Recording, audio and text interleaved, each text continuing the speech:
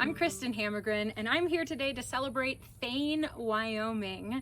I have several memories of our trip to Thayne in 2018, one of which is that we always grill out behind the motel after the show, and it's a huge feast and everybody overbuys.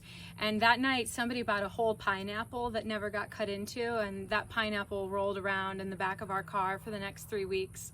Another one is we ate breakfast the next morning at the Wagon Wheel Cafe, and I remember looking around thinking, oh, this is the coolest place. There were locals, there was a bunch of dirty, smelly actors, there were families, and there was a group of motorcyclists going through town. It was a really neat situation.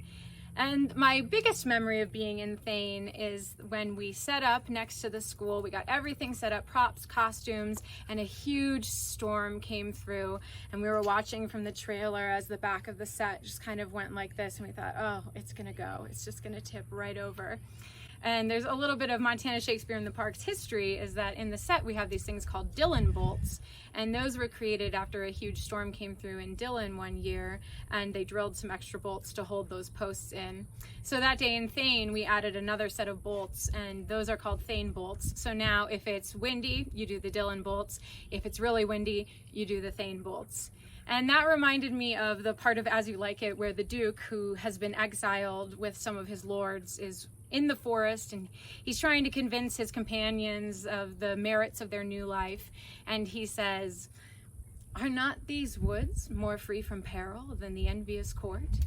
Here feel we but the penalty of Adam, the season's difference, and the icy fang and churlish chiding of the winter's wind, which, when it bites and blows upon my body, even till I shrink with cold, I smile and say, this is no flattery. These are counselors that feelingly persuade me what I am. Sweet are the uses of adversity. And this our life, free from public haunt, finds tongues in trees, books in the running brooks, sermons in stones, and good in everything. I would not change it."